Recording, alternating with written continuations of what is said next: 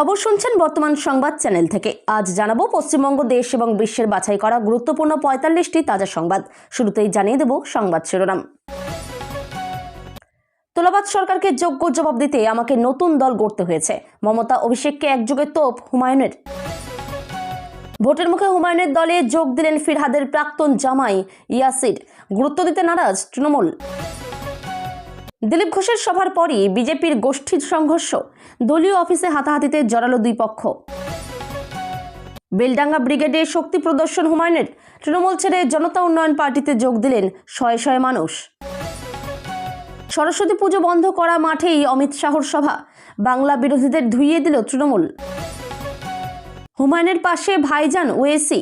বঙ্গে জেইউপির সঙ্গে নির্বাচনী জোট ঘোষণা মিমের।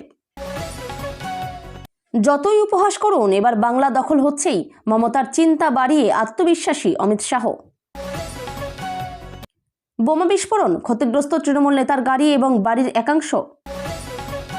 পাঞ্জাব সফরে প্রধানমন্ত্রী মোদী। আদমপুর বিমানবন্দরের নতুন নাম ও হালুয়ারা টার্মিনালের উদ্বোধন। উত্তরবঙ্গ একাই বিজেপিকে ৩৮ থেকে ৪৬% পৌঁছে দেবে। বাগডোগরায় মন্তব্য শাহের। বার্তা চিকেন স্নেক নিয়েও। নিজের মেয়েকে ধর্ষণ বাবার, কাঁদতে কাঁদতে পুলিশকে জানালো ১৯ বছরের তরুণী। ভোটের মুখে মুর্শিদাবাদের এসপি বদল করল নবান্ন। বেলডাঙ্গা কাণ্ডের জেরেই কি তৎপরতা? অনশন মঞ্চে উঠে সিধু কানহোকে প্রণাম। তৃণমূল নেতার মোবাইল হাতসাফাই করে পগার পার যুবক। বাংলায় এসআইআর-এর বলি ১৪০ জন। জ্ঞানেশকে ফের চিঠি মমতার। বিজেপি ছাড়তে চেয়েছিলেন অজিত। মমতার দাবিতে সিলমোহর অজিত শারদ ভিডিওতে। বাংলার মেয়েদের মন জিততে বিহার উত্তরপ্রদেশ থেকে মহিলা বিস্তারক আনছে বিজেপি। লাশের রাজনীতি বিজেপির। যত বড় শিল্পপতি হোক ছাড় পাবে না। আনন্দপুর কাণ্ডে শাহকে পাল্টা অভিষেক। আমরা একটাই টিম, দায়িত্ব নিয়ে বললেন ডিজি পীযূষ। সিপির চেয়ারে বসে করা সুপ্রতিম। কমিউনিস্টরা এর চেয়ে ভালো ছিল। তৃণমূলকে বিততে গিয়ে শাহী মন্তব্যে ফের রাম বাম আতাত। ২৭টি দেহাংশ উদ্ধার আনন্দপুরের পুড়ে যাওয়া গুদামে। চলছে ডিএনএ এবং রক্তের নমুনা মিলিয়ে দেখার কাজ। ভূমিহীনদের মুখে হাসি ফোটালেন মুখ্যমন্ত্রী। বীরভূমে ৬৫৪ জন পেলেন জমির পাট্টা। বিলি হলো কৃষি সরঞ্জামও। কোনো পুলিশের চিকিৎসা করব না মন্তব্যের পরেই শোকজ সেই সরকারি ডাক্তারবাবুকে। দুদিনের মধ্যে জবাব তলব। অমর্ত্য সেন, মোহাম্মদ শামিরা কি ঘুষপেটিয়া? বঙ্গ সফররত শাহের কাছে জবাব চাইলেন অভিষেক। বয়স থেকে বাবার নাম, লজিক্যাল ডিসক্রিপেন্সিতে শুনানি হাজিরা মিমির। অমিত শাহকে গো ব্যাক পোস্টার নিয়ে ওয়্যারলেস মোড়ে আসতেই মতুয়া নেতাকে হটিয়ে দিল পুলিশ। আনন্দপুরে ২৫ মৃত্যুর দায় মুখ্যমন্ত্রীর হলে এসআইআর-এ ১৪০ মৃত্যুর দায় কার? বিরাট প্রশ্নে তোলপাড় ফেললেন অভিষেক। মাদক মামলার বিচারাধীন বন্দীকে নিয়ে এসআইআর হিয়ারিং। শনিবার উত্তেজনা বিডিও অফিস চত্বরে। বাংলাদেশে ৩ মাস বন্দিদশা কাটিয়ে অবশেষে মুক্তি। ঘরে ফিরলেন ১৪ ভারতীয় মৎস্যজীবী। আনন্দপুর অগ্নিকাণ্ড, কেন্দ্রীয় স্বরাষ্ট্রমন্ত্রীর তৃণমূলকে আক্রমণ। মৃতদের পরিবারকে সমবেদনা। অগ্নিকাণ্ডের অপরাধীদের জেলে পাঠাবো, হুঙ্কার শাহর। এবার বাংলায় সরকার বিজেপিরই। ব্যারাকপুরের সভা থেকে কর্মীদের টার্গেট বেঁধে দিলেন শাহ। সপ্তাহান্তে দক্ষিণবঙ্গে কুয়াশার চাদর। মাঘের শেষে শীত কি ফের চমক দেবে? কেন্দ্রে আইপিএস নিয়োগে কড়াকড়ি। আইজি হতে হলে বাধ্যতামূলক ২ বছরের কেন্দ্রীয় অভিজ্ঞতা। বিজেপির দেওয়াল লিখন মুছে ফেললেন তৃণমূল পৌরপ্রধান। পাল্টা হুঁশিয়ারি গেরুয়ার। ধর্ম জেনে বেধড়ক মার। যোগীরাজ্যে আক্রান্ত কাশ্মীরের যুবক। কর ছাড় কিংবা অঙ্কের জটিলতা পেরিয়ে আমজনতার মনে পৌঁছক বাজেট। সহজে কিভাবে বুঝবেন? মাঠ দখল, পুজো বন্ধ, ক্ষতিপূরণ বাকি। শাহের সভার দিনেই বিজেপির বিরুদ্ধে তৃণমূলের চার্জশিট। আনন্দপুর দুর্ঘটনায় দুর্নীতি তত্ত্ব শাহের। মৃতদের পরিবারকে সমবেদনা জানিয়ে তৃণমূলকে আক্রমণ। বর্বরতা বন্ধ হোক। আসামে আদিবাসী নির্যাতনের বিরুদ্ধে বালুরঘাটের প্রতিবাদ মিছিল। আনন্দপুরে উদ্ধার আরও 2 জনের দেহাংশ। এই নিয়ে মোট সংখ্যা দাঁড়ালো 27। হলদিয়ায় ভয়াবহ বাস দুর্ঘটনায় মৃত 3, আহত 10। রাজনৈতিক ভাঙন ফালাকাটায় বিরোধী শিবির ছেড়ে তৃণমূল কংগ্রেসে যোগ দিল একাধিক পরিবার। এতক্ষণ শুনছিলেন সংবাদ শিরোনাম, এবার আসছি বিস্তারিত খবরে। বিস্তারিত খবর শোনানোর পূর্বেই আপনাদের কাছে করব একটি ছোট্ট অনুরোধ। বর্তমান সংবাদ চ্যানেলের খবর প্রত্যেকদিন শোনার জন্য চ্যানেলটি এক্ষুনি সাবস্ক্রাইব করে নিন। বিধানসভা নির্বাচনের মাত্র কয়েক মাস আগে নতুন দল গড়েই পুরোদমে ময়দানে নেমে পড়েছেন তৃণমূলের সাসপেন্ডেড বিধায়ক হুমায়ুন কবির। আগেই ঘোষণা করেছিলেন এ মাসের শেষে তার দল জনতা উন্নয়ন পার্টির মেগা সমাবেশ করবেন। সেই মতোই শনিবার মুর্শিদাবাদের রেজিনগরের মরাদিঘিতে বৃহৎ সমাবেশের আয়োজন হয়েছে। আর এই সভা থেকেই রাজ্যের মুখ্যমন্ত্রী মমতা বন্দ্যোপাধ্যায় এবং তৃণমূলের সর্বভারতীয় সাধারণ সম্পাদক অভিষেক বন্দ্যোপাধ্যায়কে একযোগে আক্রমণ শানালেন হুমায়ুন কবির। বিধানসভা নির্বাচনে অন্যান্য রাজনৈতিক দলের সঙ্গে জোট বেঁধে নামতে পারে হুমায়ুন কবিরের জনতা উন্নয়ন পার্টি। এই সংক্রান্ত বহু খবর ইতিমধ্যেই সামনে এসেছে। একাধিক দলের সঙ্গে বৈঠকও করেছেন তিনি। শনিবার সভামঞ্চ থেকে বক্তৃতার শুরুতেই জোট নিয়ে বার্তা দিলেন তৃণমূলের সাসপেন্ডেড বিধায়ক। তিনি বলেন, আমাদের একটা বৃহৎ অশুভ শক্তির বিরুদ্ধে লড়াই করতে হবে, কিন্তু আমরা যদি একা লড়তে যাই আবার কোনোভাবে এই মুসলিম সহ সংখ্যালঘু বিরোধীরা পথ আটকে দেবে। কুলপিতে গভীর রাতে তৃণমূল বুথ সভাপতির গাড়িতে বোমা বিস্ফোরণ, চাঞ্চল্য এলাকায়। দক্ষিণ 24 পরগনার কুলপি এলাকায় গভীর রাতে তৃণমূল কংগ্রেসের এক বুথ সভাপতির গাড়িতে বিস্ফোরণের ঘটনায় চাঞ্চল্য ছড়িয়েছে। স্থানীয় সূত্রে জানা যায়, বাড়ির সামনে দাঁড় করানো গাড়িতে হঠাৎ বিস্ফোরণ ঘটে। শব্দে ঘুম ভেঙে যায় আশপাশের বাসিন্দাদের। ঘটনার পর পুলিশ ও বোম স্কোয়াড এসে এলাকা ঘিরে ফেলে।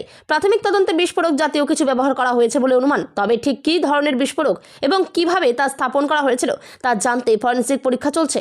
সৌভাগ্যবশত ঘটনায় কোনো প্রাণহানি হয়নি, তবে গাড়িটি ব্যাপক ক্ষতিগ্রস্ত হয়েছে।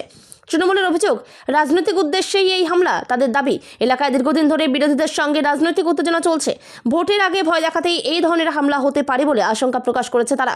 অন্যদিকে বিরোধী দলগুলির বক্তব্য, তদন্ত না শেষ হওয়া পর্যন্ত কোনো সিদ্ধান্তে পৌঁছানো ঠিক নয়। তাদের দাবি, এলাকায় ব্যক্তিগত শত্রুতাও থাকতে পারে, সেটিও খতিয়ে দেখা উচিত।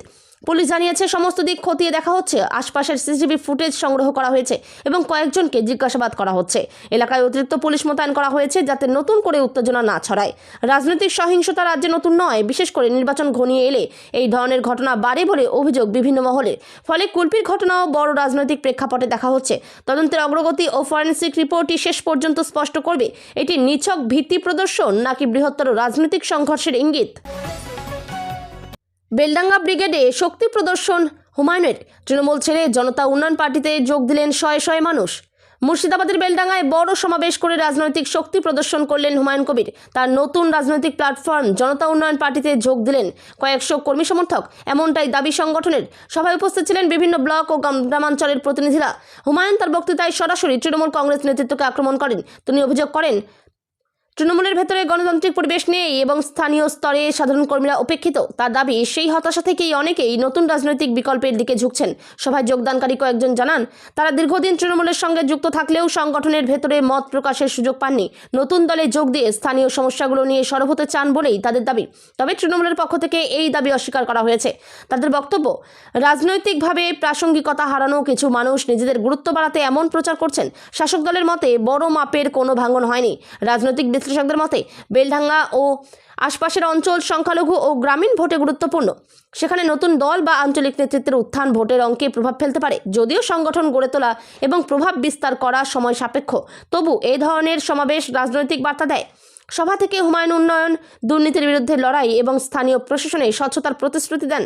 তবে তার দলের ভবিষ্যৎ সাফল্য নির্ভর করবে সাংগঠনিক বিস্তার ও ধারাবাহিক জনসংযোগের উপর। সব মিলিয়ে বেলডাঙ্গার সভা রাজ্যের রাজনৈতিক সমীকরণে নতুন আলোচনার জন্ম দিয়েছে। বাজেটে কি কি সস্তা হতে পারে আর কোন কোন জিনিসের দাম বাড়তে পারে? আসন্ন কেন্দ্রীয় বাজেট 2026 ঘিরে সাধারণ মানুষ থেকে শিল্পমহল সবার মধ্যেই জোর জল্পনা শুরু হয়েছে।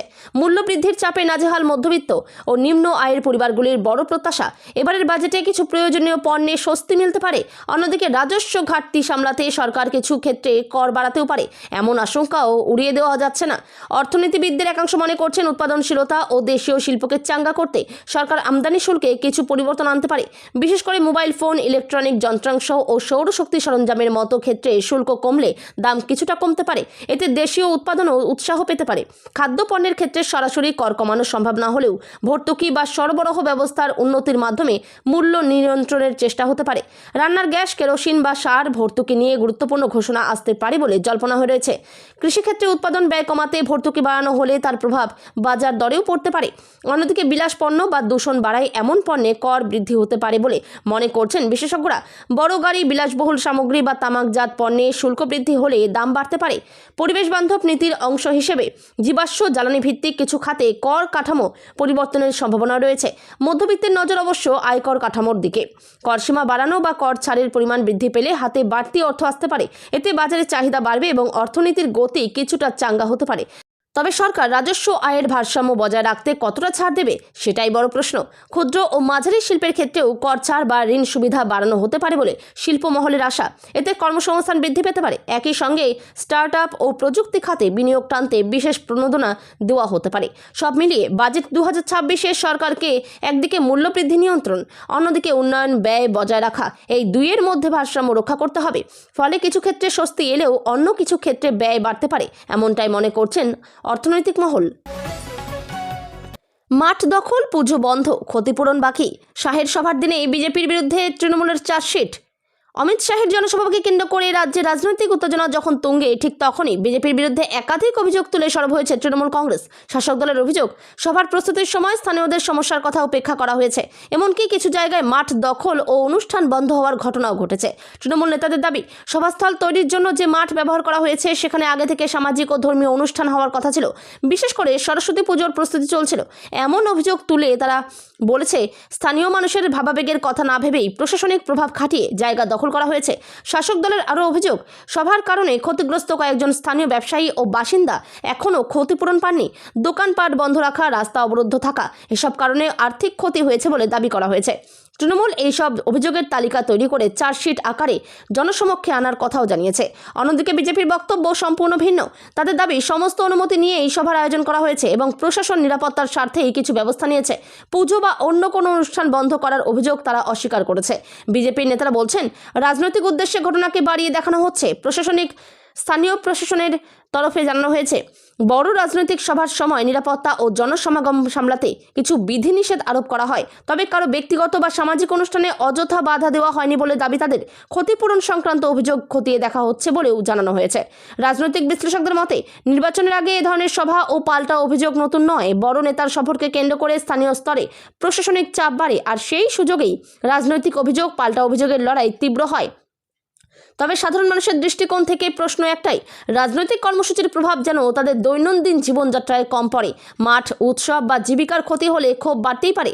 ফলে এই ধরনের ইস্যু ভোটের আগে জনমতের উপর প্রভাব ফেলতে পারে বলেই মনে করছেন পর্যবেক্ষকরা। সব মিলিয়ে শাহের সভাকে ঘিরে রাজনৈতিক সংঘাত এখন মাঠের বাইরেও বিস্তৃত হয়ে পড়েছে, আর তার কেন্দ্রবিন্দুতে রয়েছে স্থানীয় মানুষের স্বার্থের প্রশ্ন।